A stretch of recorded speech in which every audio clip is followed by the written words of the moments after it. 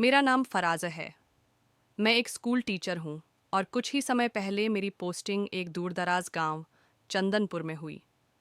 गांव के लोग सीधे सादे, मेहमान नवाज और शांत स्वभाव के थे, लेकिन एक बात जो मुझे बहुत जल्दी महसूस हुई, वो थी उनकी एक पुरानी हवेली से अजीब सी दहशत।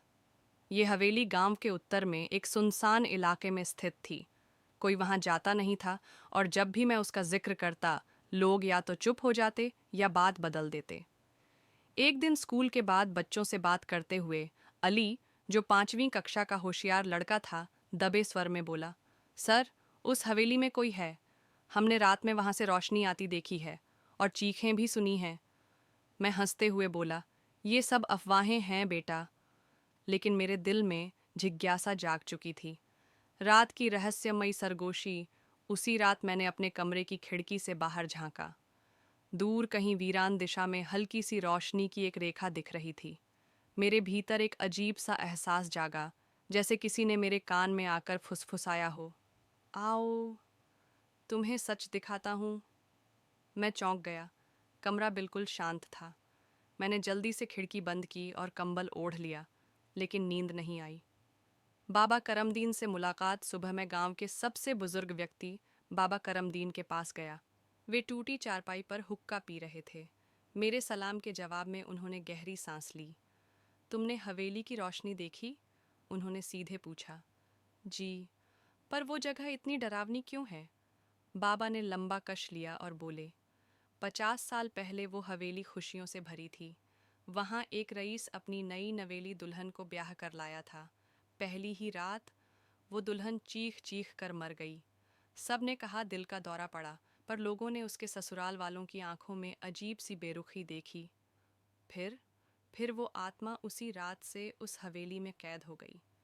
वो आज भी हर रात रोती है, और जो भी उस राज को जानना चाहता है, वो कभी लौट कर नहीं आता। हवेली की ओर कदम अब पीछे हटना मेरे लिए मुमकिन नहीं था।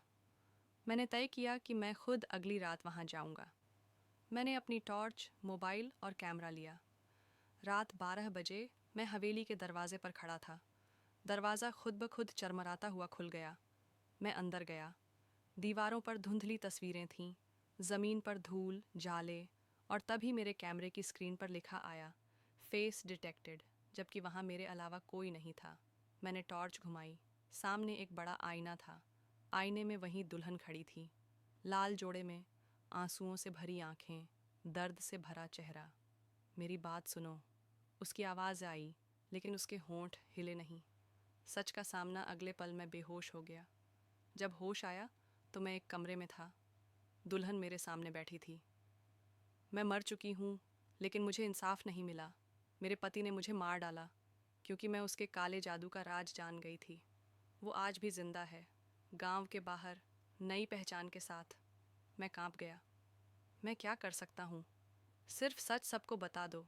मेरी हड्डियाँ अंदर की दीवार के पीछे दफन है। सच बाहर आता है। मैं दौड़ते हुए उस दीवार तक पहुंचा। खोदने पर एक मानव कंकाल निकला, साथ में एक पुराना दुल्हन का दुपट्टा और खून से सना हुआ खंजर। मैंने तुरंत वीडियो बनाई और पुलिस को सूचना दी। अगले दिन अखबारों की सुर्खी थी, 50 साल पुराना कत्ल उजागर, पुरानी हवेली में मिली लाश। गांव वाले हैरान रह गए जब उन्हें पता चला कि वो रईस, जिसे मरा हुआ समझा गया था, असल में गांव के बाहर एक नए नाम से जिंदा था। पुलिस ने उसे गिरफ्तार कर लिया। आत्मा को शांति। उस रात मैंने आखिरी बार हवेली की तरफ देखा। वहाँ एक हल्की सी रोशनी उठी, जैसे किसी ने शुक्रिया कहा हो। शुक्रिया फराज, दिल में आवाज़ आई। मैं मुस्कुरा दिया। अंत नहीं, एहसास। पुरानी हवेली का राज अब सबको पता चल चुका था। आत्मा को शांति मिल गई थी।